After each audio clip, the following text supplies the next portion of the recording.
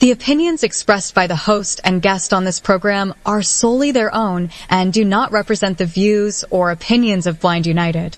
We strive to provide diverse perspectives and discussions on our platform, but the opinions expressed should be understood as personal viewpoints and not reflective of Blind United as an organization.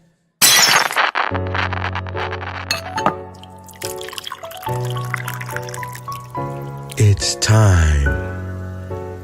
It's time for coffee time. Coffee time. Coffee time. Coffee time. Coffee time. Coffee time. Coffee time. And here is your coffee time crew. Well, good morning, everyone, and good Monday morning. Welcome back to Coffee Time with Blind United. I got my regular crew with me this morning, Carol and Pedro. Good morning, y'all. Good morning. Good morning, everyone. Good morning, everybody. Good morning. So I hope everybody had a good weekend. Pedro said he tired, so he had a busy one, I guess. All right now, Pedro. What'd you do? Friday we went to this organization. They do like karaoke in Spanish. So we went to do some karaoke, and then Saturday we ended up out of nowhere. My better halves, one of our family members, were in Knott's, so we ended up going to Knott's, doing that whole thing, you know. And then Sunday, another busy day. Went to a diner and stuff like that. It's just been a busy weekend. Mm. Yeah. At least you're out and about doing your thing. Right. That's what matters. So, so tonight on our interest groups, we got one of our most successful groups, support group with Dominic Martin. So come on out tonight and check him out at 6 p.m. and see what all the hype is about. I mean, he does a really, really good group. I mean, it's a support group, but he brings different aspects and topics to it that, really make you scratch your head about a lot of different stuff. So come on in tonight and check him out and see what you think. 6 o'clock p.m. Pacific time. So anyway, we can go on and jump into these articles.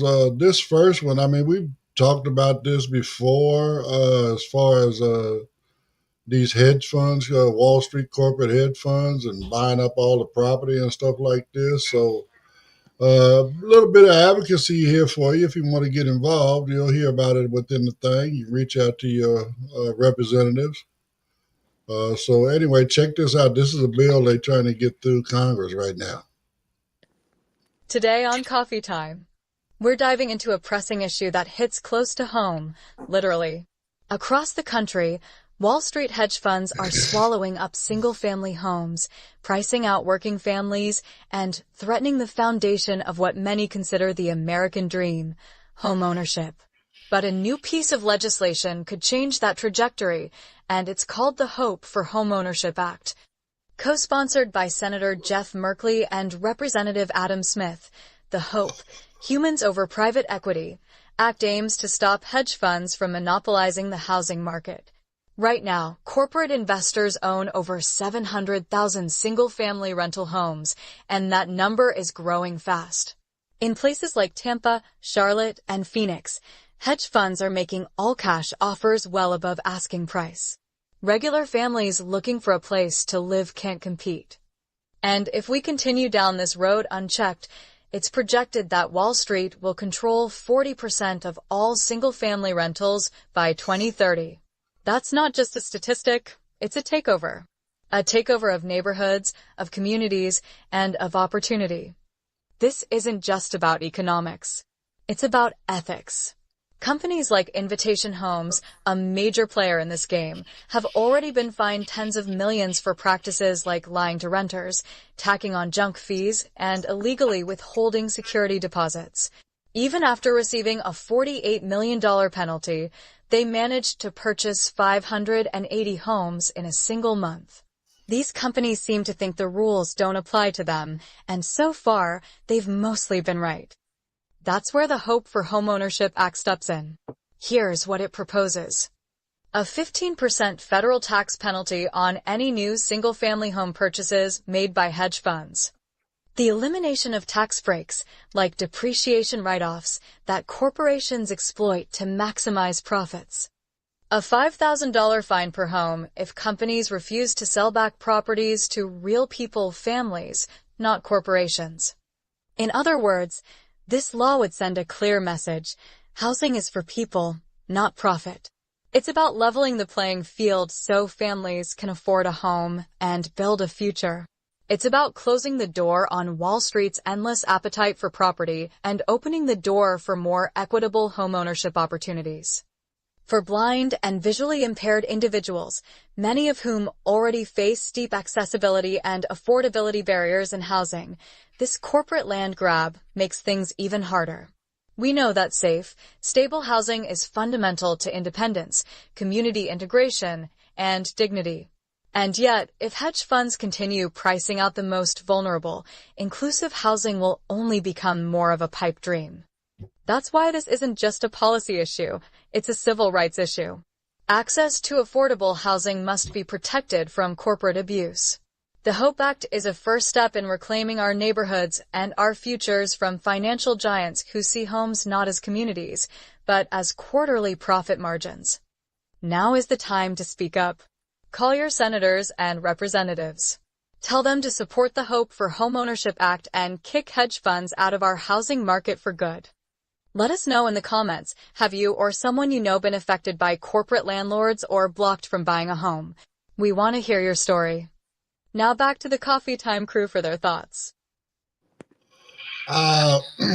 Well, first I would say yes, reach out to your representatives, senators, congressmen, and again, let them know, to vote for this act. I mean, corporate America, like they said, they're taking, one of the main tools Americans use to, create financial independence, potentially wealth, is home ownership, and they're taking it away. I mean, we're talking about over 40% of single family homes now are already being gobbled up by these hedge funds, and because they're in it for the profit, again, like they said, man, they're gonna let the properties go. They're not gonna make the, timely repairs, all this stuff. Matter of fact, they actually want it to depreciate. Why? Because as they said in the article, they get tax breaks for that. Oh, the property depreciated. Boom, boom, boom. Okay, well, it depreciated because you wasn't taking care of it. But again, this is just another, how can I say, barrier in the way of average American people, besides disabled folks, right? I mean, we can't hardly find affordable housing anyway, but again, you're taking away a big piece of the American dream, which is home ownership.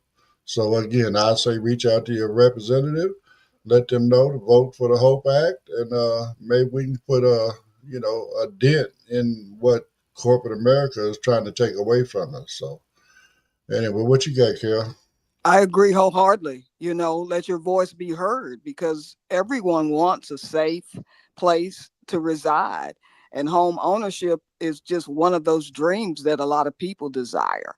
And if you don't say anything, generally, your voice is not heard. So make sure that you do contact everyone that you need to in order to make your dream come true.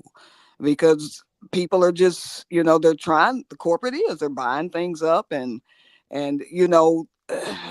seems like more apartments are being placed in places, apartments, parking lots, things of that sort. And they're just outrageous as far as the mortgage is concerned, or well, not really mortgage, is rent, because it's not something that you're going to own. So no one wants to waste money. So make sure that you contact who you need to so that you can have a piece of the American dream that should be afforded to everyone. Yeah, I mean, like I say, it's really, really crazy. I mean, you listen to what they were saying, just using numbers, right? It's Mm-hmm. as an example, I go, I find a home, I do everything I can to qualify for, 250, whatever it might be, to purchase a house, and then they come along and says, "Oh, well, we'll give you 260, we'll give you 270 cash." Mm-hmm. Of course, they're going to go that way, right? I mean, and then what happens to the person that struggled to qualify for that loan? He ain't got no house, so it's jacked up. What you got, Pedro? Yes, this is a topic that I feel that needs to be more in center light, um, for average Americans to build equity and establish a certain type of network that they want to establish, and owning a home is the first step to that, you know, to have an extra equity or pull out when they need it. But when you have these hedge funds buying houses and taking the rug under these people that went through the steps, like you said, and are qualified for these loans, but now there's no property.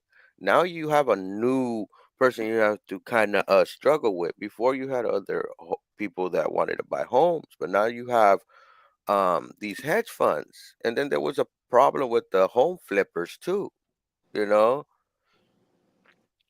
so Right. we need to examine and look at things because we got to keep it going for the long run for the next generation.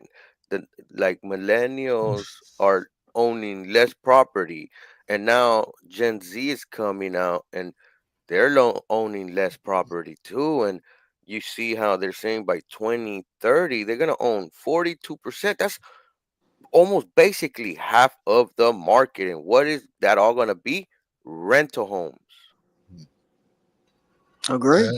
And chances are a lot of these corporations they're gonna be slumlords. They're not gonna take care of the property. No, they are. It's been proven cases. I've been seeing documentaries on it.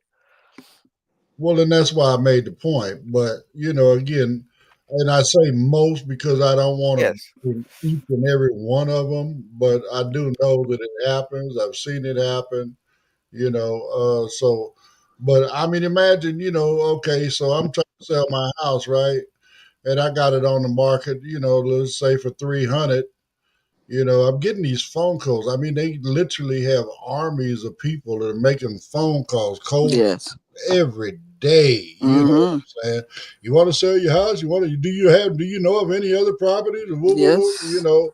I mean, come on, man. But again, so now they come along and they say, well, I'll give you, 325, right? And then so now I'm sitting there and somebody comes along, they want to make me an offer, and I said, well, I got this hedge fund, they offer me 325. Can you beat it?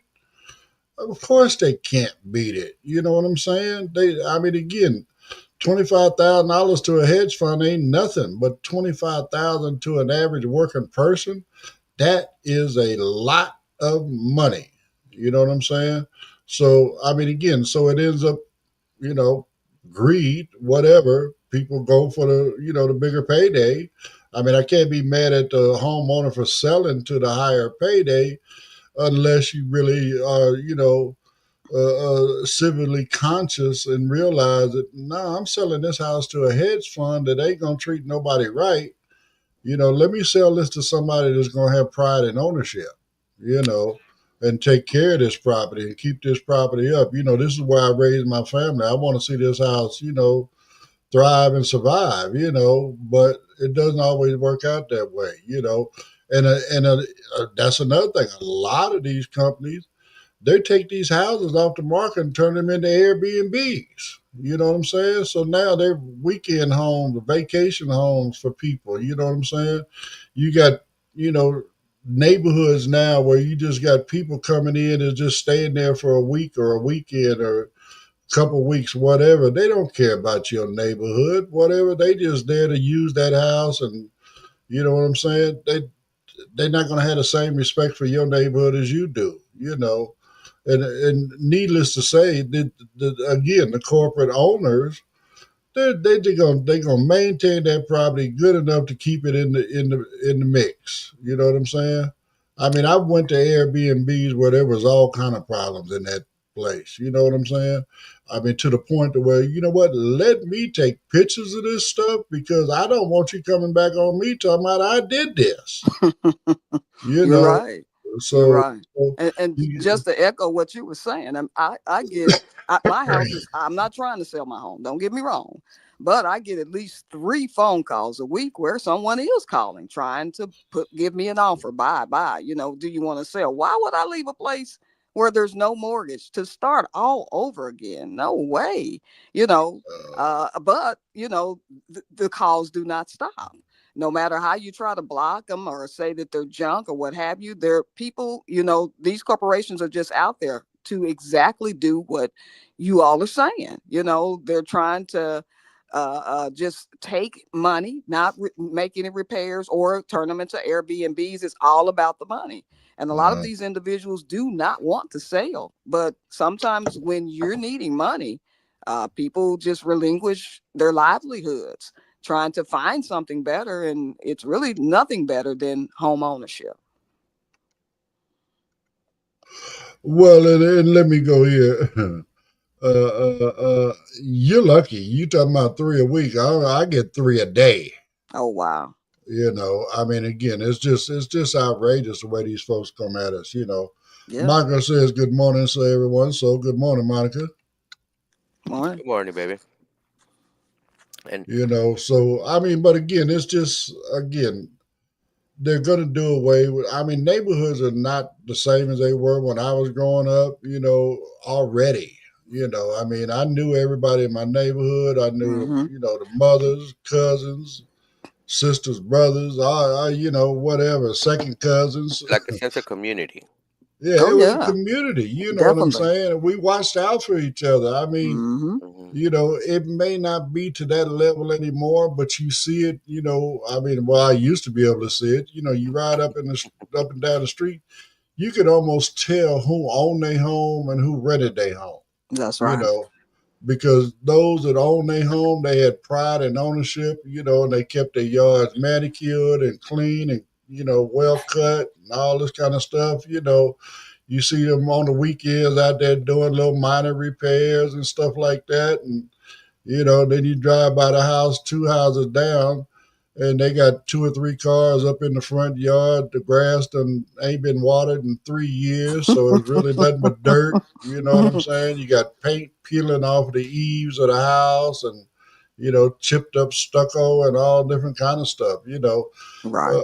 Uh, and for the homeowner, right, that's down the way trying to take care of his house, he's pissed off because that rental property is now running his property value down. Right. You know, because again, who wants to buy a house next to a garbage dump? You know, no. Who wants to buy a house next to a freeway? You know, I mean, again, some of these things that just put your, you know, puts everything in jeopardy, man. So And like you again, say, a single parent can't, you know, a single person has a hard time just getting into a home. You know, you have to have someone nowadays to help you, you know, and who wants that? well, If and the reason that is, Carol, I mean, we can go. That's a whole nother topic, but bottom line is because wages have not kept up with inflation. that is true, And that is you're You right. know, true. There is you a know, statistic that says in California you will have to work 4 jobs to at least afford a home by yourself. yeah, yeah. And I mean, that's That you think about it. ridiculous. But now go back, you know, especially my age, right? You go back then, man. I mean, most of the time it was the father that worked, the mother Right. stayed home, take care of the kids, and the Hmm. kids all went to school, and everything was fine. They were paying for their home. Now the prices started going up, wages never went up. What happened? In order to be able to afford a home, okay, mom, I'm sorry, you got to go get a job. Right. You know, so now we got the mother and the father both working. The kids are coming home from school unsupervised. You Hmm. Latchkey kids. you know, and then that's how, you know, okay, well, they run in the house, do their chores. The first thing they want to do is get back out in the streets. Now they're getting caught up in all the peer pressure out in the streets, and we got all this other stuff going on. So again, it's a cycle that people are not recognizing. But again, because inflation is, wages have not kept up with inflation.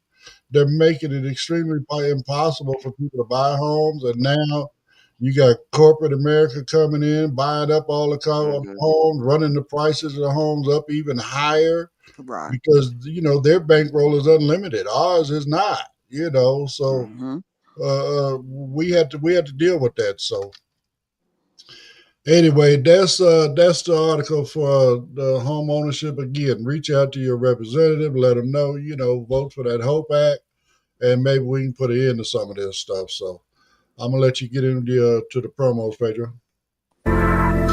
You can go to customcane.com. That's custom with a K, guys. And what Custom Cane does is they sell cane and cane accessories. It's like Burger King. You can have it your way. You can get a pink cane, a blue cane, a rainbow cane, a Broncos cane, a Chargers cane, a cane with the Braille alphabet, a cane with your name on it. Whatever you want, whatever type of handle you want, whatever type of tip you want. If you want an aircraft aluminum cane, if you want an all-terrain cane, telescoping cane, any type of cane, Custom Cane has it. Do you need to talk? Are you struggling with your mental health? Are you struggling with substance abuse issues? Call the Orange County NAMI Warm Line. That number is 877-910-9276. That number again is 877-910-9276. So this next article, actually, once we start reading it, you'll hear where there was a thing that came out about this new president in Africa. I forget the name of the country right now. But bottom line, they had it in the news that she had deported 500 Americans from their country. But that's not really the way it went down. So, but anyway, this woman is doing some great stuff in her country, I believe. So anyway, check out the article and let me know what you think. Today on Coffee Time, we turn our focus to Southern Africa, where history is being made and misinformation is being unraveled. President Netumbo Nandi-Ndaitwah of Namibia has become the country's first female head of state, ushering in a new era of leadership rooted in equity, reform, and national pride. But her historic rise has also been marred by a wave of false information, including a viral claim that she ordered the deportation of over 500 American citizens. Let's set the record straight. That claim is entirely false. According to multiple fact-checking outlets, including GhanaFact, Observer 24, and the Times of India, there is absolutely no evidence to support the accusation that Namibia deported Americans in retaliation for U.S. visa policies. The Namibian government has publicly denied issuing any such deportation order and emphasized the dangers of spreading unverified information on social media. So, where did the confusion come from? In April 2025, Namibia implemented a new visa policy requiring U.S. citizens and other non-reciprocal countries to obtain visas before entering the country. This policy was not retaliatory. Instead, it was a long-planned move to establish equitable travel standards, mirroring the visa requirements Namibians face when traveling abroad. It's a practical step towards balanced international relations, not a punitive action. Beyond dispelling the rumors, it's crucial to highlight the bold and ambitious policies President Nandi-Ndaitwah's administration is enacting to uplift the Namibian people. Here are a few transformative highlights. Free higher education. Beginning in 2026, tuition and registration fees at all state-run universities and vocational training centers will be fully subsidized by the government. This expansion builds on the country's existing commitment to free primary and secondary education and opens doors to higher learning for all citizens. Economic reform and job creation. To tackle unemployment and dependency on imports, the administration is investing heavily in agriculture with the goal of reducing food imports by 80%. There's also a renewed focus on value-added industries in the natural resources sector to spur local job creation. Youth empowerment. A consolidated youth fund of 257 million Namibian dollars is being channeled into youth-owned businesses, internships, and apprenticeship programs. The administration is betting on the next generation to power Namibia's growth, and it's backing that bet with real capital. Tax reforms and fiscal strategy. To stimulate economic momentum, the government's 2025/2026 budget introduces corporate tax cuts, VAT adjustments, and increased excise duties. These changes aim to foster private sector development while maintaining fiscal balance. Government streamlining. In a bid to reduce bureaucracy and improve efficiency, the number of ministries has been reduced from 21 to 14, and several deputy minister positions have been eliminated. Sports and infrastructure development. Recognizing the power of sports to drive economic engagement and community cohesion, the government is funding new and renovated sports facilities across the country. Together, these initiatives paint a picture of a government actively working to address inequality, stimulate economic development, and create inclusive opportunities for its people. President Nandi-Ndaitwah's story is remarkable, from her early days as a freedom fighter to now becoming one of Africa's most progressive and policy-focused heads of state. Her administration's forward-looking agenda has gained international attention, and Namibia's growing role on the world stage is being watched closely. As always, we encourage our listeners to double-check what they read online and think critically before sharing sensational claims. Misinformation not only undermines public trust, it distracts from real issues and real progress. Have you been following the developments in Namibia? What are your thoughts on the country's new direction under President Nandi-Ndaitwah? Let us know in the comments. We'd love to hear from you. Now back to the Coffee Time crew for their thoughts. So let me address first this thing about deportation. As you heard, no, they did not deport anybody. What they did is they imposed the same restrictions on countries, as an example here, Americans, right? So whatever barriers the Namibian people, whatever they were facing trying to get into America, guess what? Now Americans face that same challenge to get into their country. They're treating people the way they have been treated. And I don't see anything wrong with that. You know what I'm saying? I mean, again, it's, why should we make it easy for them to come into our country and they won't let not one of us in theirs? That don't make a whole lot of sense to me, And then also, there's a lot of resources and minerals in that country that until now have all been exported to create products that end up getting imported, right?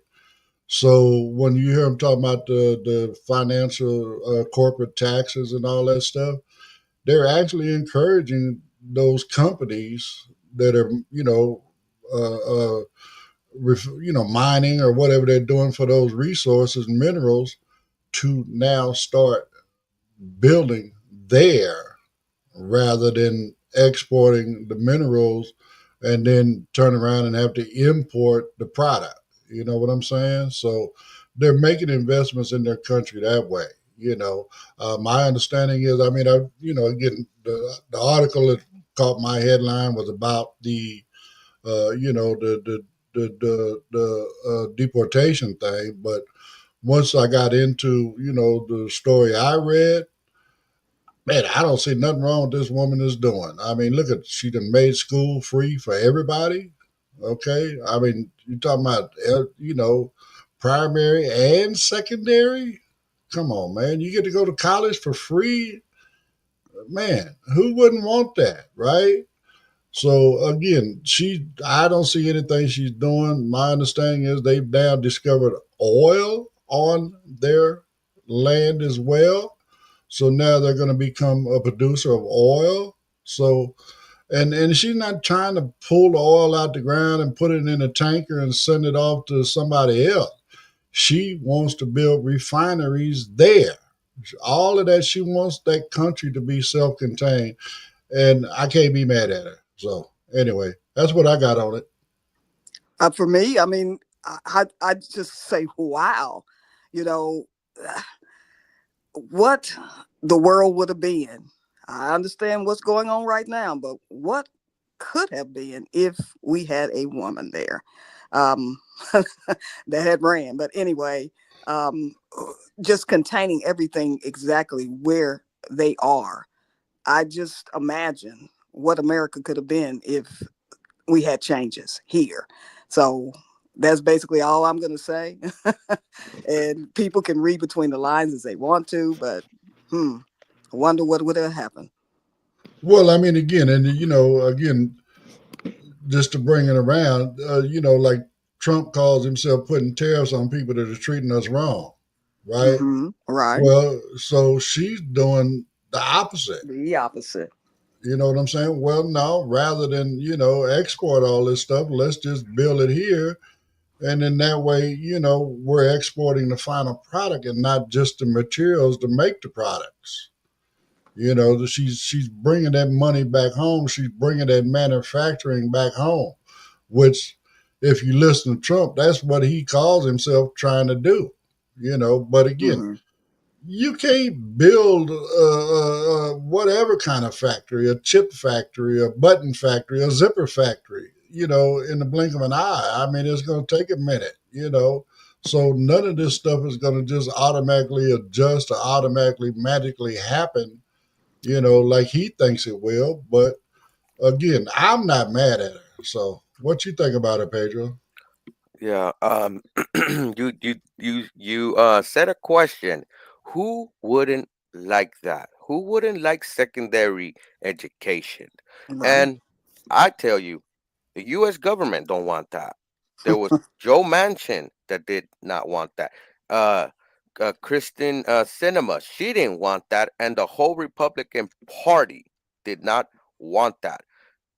Look, she is following the steps of making her country independent, right? She's doing the right way. She's gonna build refineries. It's not like, oh, I wanna do these jobs, but I don't want to build factories. Trump has been doing the opposite. He did away with the Chips Act. The Chips Act was bringing over 200,000 jobs and bringing chip manufacturing back to here. He took that away because what? He had his heart intent in revenge and and taking everything that Biden or his opposition or what he has called his enemies, and I believe that's the wrong language to use in politics. They ain't enemies. They should be working together as a government body. Um, the college thing, that's 7 countries now that have it, and that country is I don't think it's a third world country. It's probably second world. But for the government to pay secondary education, something that we can't do for our own young youth, to try to get us up and get them out and get them put some, I guess, not training wheels, but giving them a head start in life with an education that they don't have to look and be like, I gotta pay this $100,000 loan, my Yeah, first house, but I don't have walls, I don't have nothing. You know, Right. yeah, it's insane. It's insane that Mm-hmm. these countries can do that and we don't. And we're like, oh, when we think we're so better, and we are better in so many other ways, but there's ways that we, as sometimes in politics, and I call it kind of greediness. Well, they got their medical help and all that, but they're like, well, them out, like the regular citizens cannot have Medicare for everybody, can't have secondary education. We know a lot of these politicians and then all these billionaires and millionaires are able to send their kids out to college and don't worry about the bill. Right. We can't do that. Well, not only that, I'm gonna come at this from a whole nother angle. Like so out here by me, I got in an Indian casino, San Manuel, right? Mm-hmm. And I mean, they started off with a small little bingo parlor, and they built it up, built it up, built it up. Now they got a full blown casino. They literally own the whole side of the mountain up there. They got their own spring up there. They got their own water company from that fresh spring water. It's called Big Bear Mountain Water. But anyway, they were running out by hiring all these so-called corporate executives and whatever to make decisions for them, right? And these people were literally screwing the tribe, right? I mean, as an example, in the water company, I had a friend of mine work there. That's how I got this inside information. This corporate guy talked the Indians into spending over $1 million to create a bottling line, to fill up the bottles. Mm-hmm. And the 5 gallons and the smaller, drinking bottles or whatever, right? They made a bunch of bad decisions as far as hiring different you want to call it a dispatch, but it's a tracking app. And if you didn't go with the app, then the driver got penalized, all kind of stuff. It's just, and the app was making them do a whole lot of unnecessary driving. But anyway, so the water company started failing. They actually ended up selling the water company to Sparklets, okay? But my point being, now they got all this money that they just tied up in this bottling plant, right? Guess how much they sold all that bottling equipment for? How much? $100,000. Over $1 million worth of equipment they sold for $100,000. What? Okay, so my point is this. So let me get to my point now. You're sitting up on that hill. You got this casino going on. You making all this money. Why are you not sending your own tribal youth to college so they can get business degrees and then come back and run this business rather than hiring people that don't give a damn about you Indian folks, might even have issues with you Indians? You know what I'm saying? This is the same thing she's doing. She's educating her people. Why? That way her people are going to have education. They're going to know how there's going to be a surplus of people that are going to know how to do all of these various educational things once they get done. And where are they going to have their loyalty to? Their country, where they got their free education. You know what I'm saying? I mean, it's just, again,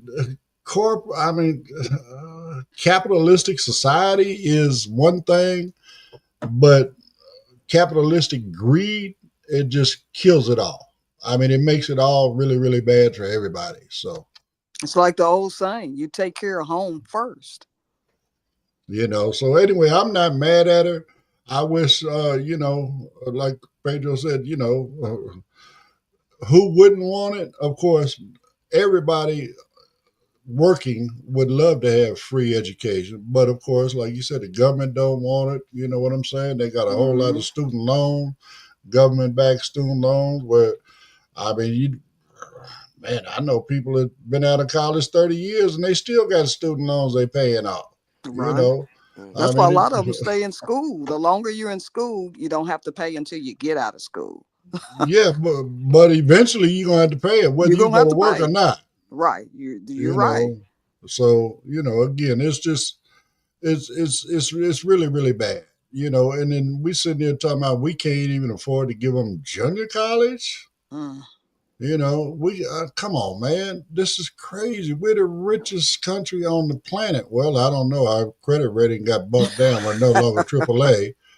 But again, this is just crazy, man. You're supposed to take care of your people. If you take care of your people, guess what? They're gonna take care of you. Right. So we You don't know, have That's a why a lot AAA of people rating are. no more. Hmm? what'd you say, Wow. Pedro? So we don't have a AAA rating. You see, Trump is already destroying the country. Then it's You gonna be already knew one that, A. Joe. Yeah, Wow. it already fell off of a AAA rating. Wow. Yeah. That's why a lot of people are going to trade schools instead because they know they'll have a career at the end. Well, I Because mean, it's not a on guarantee the they can go to college. world stage, what that means is now people, other countries, we got this big old deficit, and he's trying to add to it. So now we got to get people to either buy our bonds or loan us money, Hmm. right? Well, if our credit rating just failed, guess what? Nobody gonna loan you no money. You got bad credit rating. Ain't nobody want to buy your bond when it ain't worth nothing. You know what I'm saying? They're not gonna get paid back for what they bought. You know what I'm saying? They cash them bonds in over a certain period of time, and they make X profit, right? But if your credit rating is going down, then we don't know that we're going to get our money back. We don't know that we're going to get our profit. We don't know that you're going to be able to pay our loan if we loan you money. So again, he's just driving us into bankruptcy. I guess what's he already got 6 or 7 already? I guess we're going to be number 8. I mean, that's the way it's looking. So anyway, that's it on these folks out in Africa. I wish them luck. Sound like they're on the right track. We'll do these last couple primos. We'll get into our last article. Did you know Blind United offers free training in assistive technology? We call them interest groups. We offer training in JAWS, NVDA, iPhone, iPad, as well as Meta Ray-Bans. We also have groups like support group, cooking groups, and crafting groups. There are also groups for entertainment like movie night and RS game night. For more information about all the interest groups that we offer, just email us at info@blindunited.org or visit our Facebook group, Blind United Interest Group. We would love to have you be part of the Blind United crew.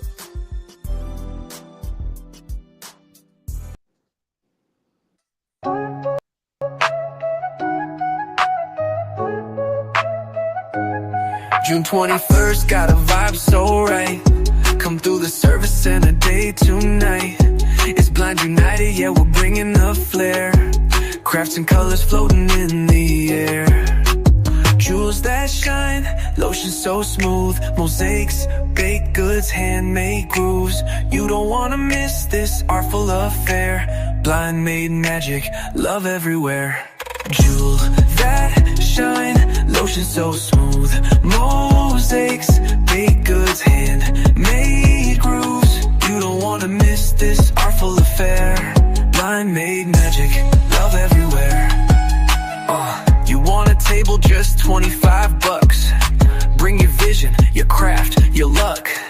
Vendors welcome, come show your pride. Let your work shine, let your soul ride. It's more than a fair, it's a moment to share with a community that truly cares. So email us now, don't miss your spot. info@blindunited.org, we got a lot. Jewels that shine, lotion so smooth. Mosaics, baked goods, handmade grooves.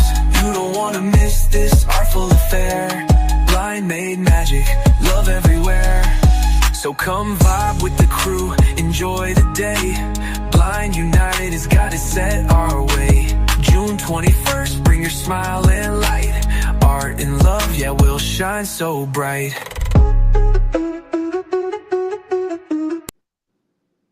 All right. Well, man, whether you got a craft you want to, try to sell, or whether you like buying crafting things, this looks like it's getting ready to turn into be a pretty nice event. So again, if you got something you'd like to sell, get at us, info@blindunited.org. If not, get your little change together and be ready for June 21st and come on out and see what you can pick up. We're going to have a lot of nice stuff out there. We're going to have, folks that's doing everything from like shea butter products, handmade crossbody bags, different folks making various different, with their recipes, baked goods, whether it's cookies or little itty bitty cakes or whatever, right? I mean, all kind of jewelry and stuff like Mosaic, that. I mean, what was that you said, Pedro? mosaic art. Yeah, all the mosaic arts like jewelry boxes and picture frames and stuff like that. I mean, it's going to be a lot of really, really nice stuff there. So, again, if you got something you want to sell, come on out. $25, get you a table. If you just like, shopping and hanging out, come on out and see what you got. See what they got for you. You might find some stuff you like and walk up out of there with a great bargain. So come on out and hang out with us on the 21st of June. So anyway, Tisha says good morning. So good morning, Tisha. And then so this last article, I don't know if anybody pays attention like I do or whatever, but back on the 25th of March, Trump signed an executive order about requiring the ID. I mean, the same thing Republicans do all the time, require the ID for, voter registration and all this kind of stuff. So anyway, here's the latest on that stuff. So check this out and we'll close out with it. Today on Coffee Time, we're diving into the latest developments surrounding President Donald Trump's controversial March 25th executive order mandating proof of U.S. citizenship for federal voter registration. What began as a sweeping presidential action is now entangled in a complex legal battle, a brewing Supreme Court showdown, and a highly polarized legislative debate. Buckle up, democracy is on the docket. Federal courts step in. Constitution versus executive power. Just weeks after the order was signed, a federal judge has blocked key portions of it. U.S. District Judge Colleen Collar-Catelli ruled that the requirement for documentary proof of citizenship on federal voter registration forms oversteps presidential authority. Her opinion emphasized that the Constitution entrusts election oversight to Congress and state legislatures, not the executive branch. The ruling also pointed to the irreparable harm the order could cause voters and advocacy groups, especially those already marginalized. With this injunction in place, the Department of Justice has notably chosen not to appeal, meaning the most controversial parts of the order remain frozen while broader legal proceedings continue. Supreme Court Spotlight, Trump v. Casa. At the same time, the Supreme Court has taken up Trump v. Casa, a case that could reshape how federal courts check presidential power. While this case does not directly challenge the voter ID order, it asks a critical question. Can lower court judges issue nationwide injunctions against federal policies? During oral arguments on May 15th, justices revealed deep divisions. Some warned of judicial overreach and fragmentation of federal law, while others stressed the need for nationwide remedies when fundamental rights are at stake. The ruling, expected later this year, could define how future administrations push policy through executive action. Chaos in the states, Arizona's warning sign. Down at the state level, Arizona's early attempt to align with Trump's executive order has already produced troubling results. Roughly 200,000 voters were wrongly flagged due to outdated citizenship data, illustrating just how error-prone and disenfranchising such mandates can be. Advocacy groups have raised alarms, noting that these kinds of administrative failures disproportionately affect communities of color, naturalized citizens, and individuals with disabilities. This real-world fallout provides a cautionary tale. Good intentions about election integrity can quickly backfire if policy moves faster than infrastructure can handle. Legislative chess, the SAVE Act. In a parallel front, Congress is now embroiled in its own battle. The House of Representatives recently passed the Safeguard American Voter Eligibility, SAVE, Act, which would codify proof of citizenship requirements into federal law. Supporters argue it's a necessary step to bolster voter integrity. Opponents, particularly in the Senate where the bill faces stiff resistance, warn it would open the door to widespread disenfranchisement and voter suppression. This partisan tug-of-war has rekindled the larger debate about who should be allowed to vote and who decides. Looking ahead, what's at stake? The legal, judicial, and legislative clashes all center on a fundamental American question. How do we protect the integrity of our elections while ensuring every eligible citizen can vote without undue burden? For blind, disabled, and marginalized communities, these decisions have heightened stakes. Proof of citizenship requirements can mean additional paperwork, inaccessible online portals, and an increased likelihood of wrongful voter purging. With the 2026 midterms looming, the outcome of these disputes could reshape the voter registration landscape for years to come. One thing is certain, this is more than a paperwork issue. It's a defining moment in the American democratic experiment. How do you feel about the balance between election security and voter access? Let us know your thoughts in the comments. Now back to the Coffee Time crew for their thoughts. Well, I mean, number one, I'm kind of on the line with this ID thing. I understand. I mean, here in California, I know a few years back we went through a thing where everybody was now required to get what they call a real ID. And basically, real ID covers this whole scenario here because basically you go down to DMV, it's still, whether you got a driver license, ID card, whatever it is, you had to take your birth certificate, not a copy. And bottom line, now you got a real ID. Well, I mean, no big thing to me. I had to take my birth certificate when I got my first driver's license. But this made it easier to travel. You didn't have a passport. You didn't have to have a passport and all this other kind of stuff, especially just traveling domestically, right? And I mean, even if like you getting on a little cruise here and running down into Mexico or something like that, you didn't have to have a passport as long as you had your real ID or your birth certificate with you. I mean, before I got my real ID, I went on a cruise. I had to take my birth certificate to prove who I was, whatever. So, I mean, on that hand, I get it. But now, like they said, this does make it a bit more difficult. I mean, I can tell you, for me to get a current copy, I don't know what happened to the one I had back when I was a kid. Probably got lost in the paperwork, whatever, with my mom or whatever. I don't know where all that stuff ended up, but I ended up having to go get another copy. Then it was about, okay, now I got to make an appointment to get down here to DMV to do all this kind of stuff. It wasn't easy to do that. And I live in the city. Imagine people that live in the country. You know what I'm saying? Imagine people that live in a place where they don't necessarily have the transportation available to them that I have to me. It's just it. And then let's get to this fact. If you took all of the voter fraud that has been found throughout the entire country, there's never been enough found to affect the outcome of the political race. Okay? But on the flip side of that, by putting this requirement on it, you just disenfranchised 200,000 people in Arizona. Okay? Imagine how many people nationwide are going to end up getting disenfranchised behind this. You know what I'm saying? So, I mean, it's crazy. It doesn't make sense. There's not enough voter fraud out there to warrant this, type of reaction.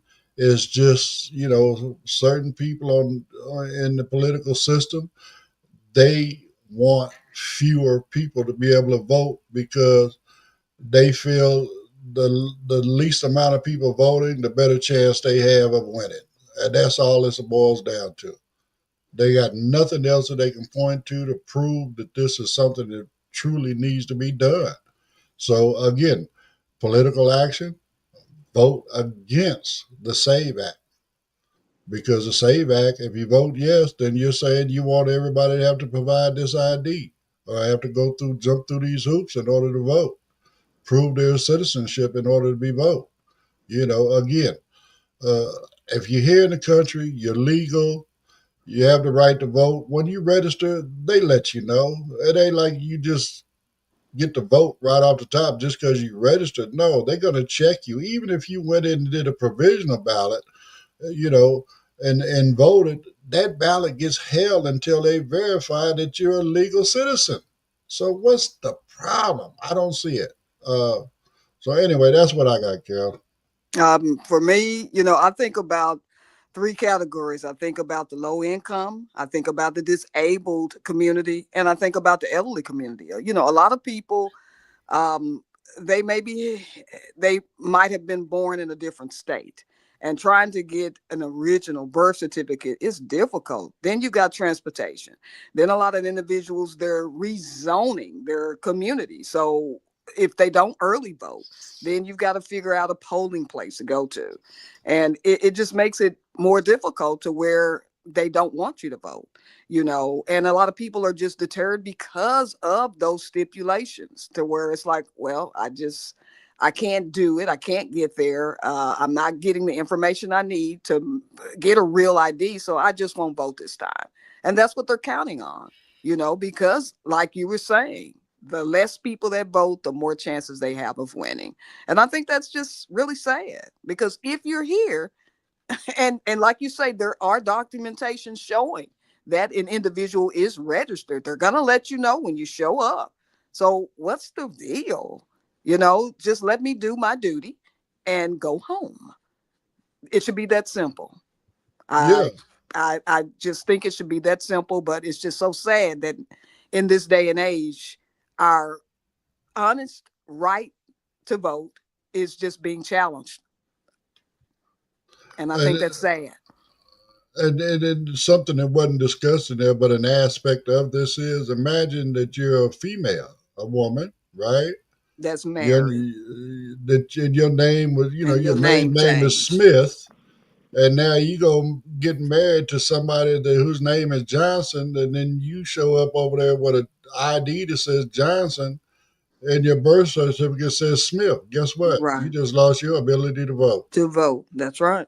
That's crazy. It That is is. just that's insane. It really is. So anyway, what you got, Pedro? Yeah, that's one of the points I was gonna state right there about marriage and the birth certificates and not matching ID.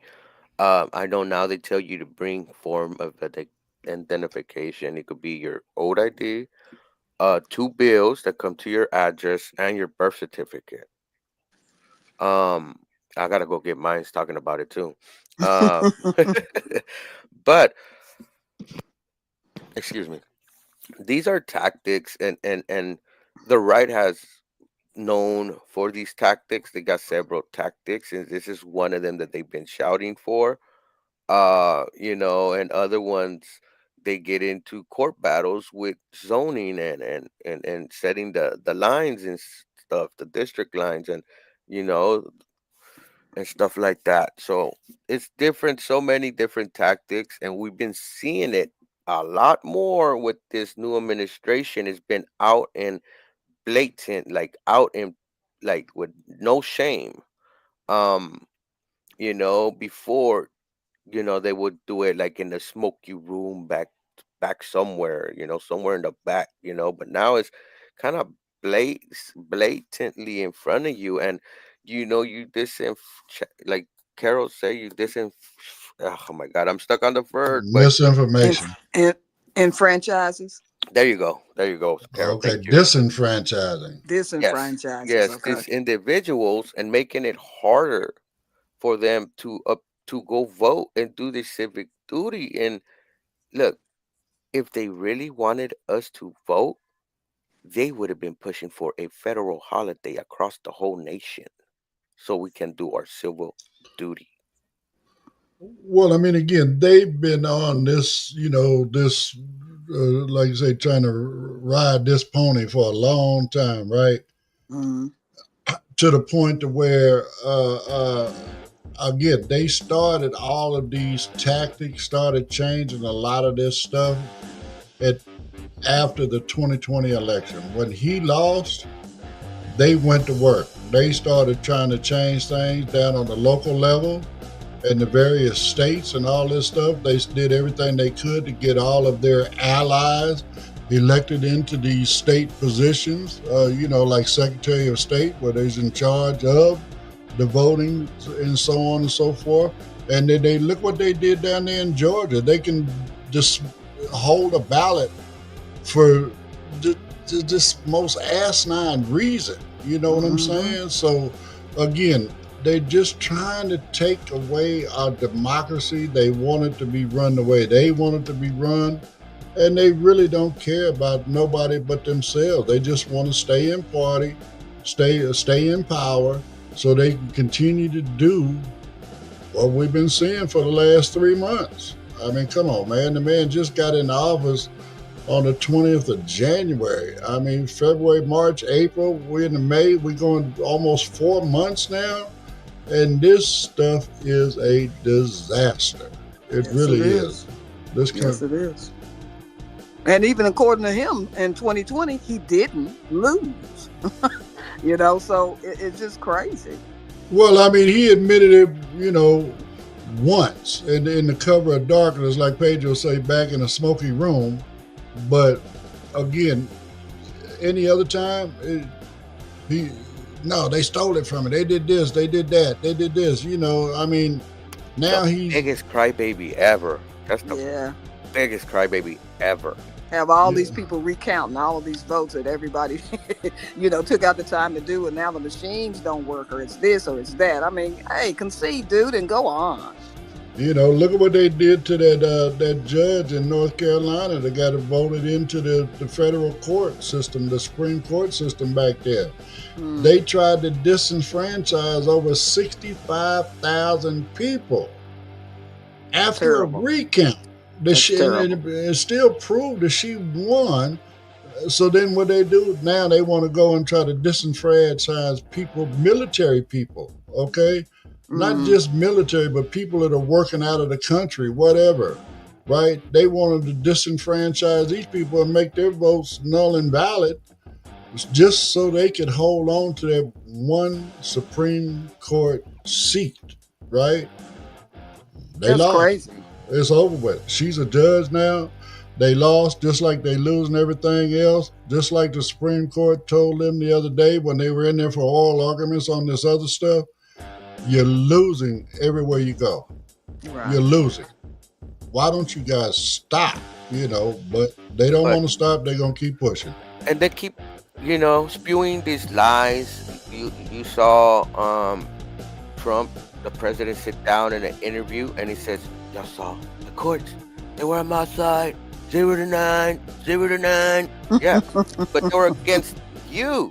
It was against what you wanted. They're not on your side. But the people that hear him and only listen to him will only believe him. Well, I mean, again, and that's what they do. I mean, even in this last decision, about the courts and stuff. But anyway, that was 7-2. No, you must stop this action immediately. Okay? Quit taking people up out of here without due process. It's just that simple. 7-2. The only two that didn't vote, the only two that per se voted with him, with Trump, was Thomas and Alito. That's it. The two most crookedest judges on the Supreme Court. You know what I'm saying? Now you think about this. It's 6-3 in the Senate, right? I mean, I'm sorry, in the Supreme Court. Okay, we had 7. So that means we got 4 right-wing judges, Supreme Justices, that sided with the 3 Democratic, left-wing. Okay? Come on. That says something right there. And I applaud them simply because they're standing up for the rule of law. You know what I'm saying? Number 2, if they give Trump everything he wants, guess what? They're no longer the supreme power. They're no longer the last voice. They're no longer the last word. Okay? Trump would be that. So, again, I applaud them. I hope they keep it up. I hope that they keep it up. So, but anyway, y'all, that's the end of our Monday. Again, we really, really, really appreciate everybody for coming in. As always, like, subscribe, follow, comment, share, hit the notification bell, whatever it is that you can do on whatever platform you're on. Again, we appreciate it. It really does help, and it allows us to get this stuff out to more and more people. So anyway, that's it for our Tuesday and Monday. I'm trying to move this week along in a hurry, ain't I? But anyway, we'll be joining you again on Tuesday, same time. So everybody enjoy the rest of your day. Monica, Tisha, thank you guys for commenting, and we will talk to y'all on the next one. Have a great day.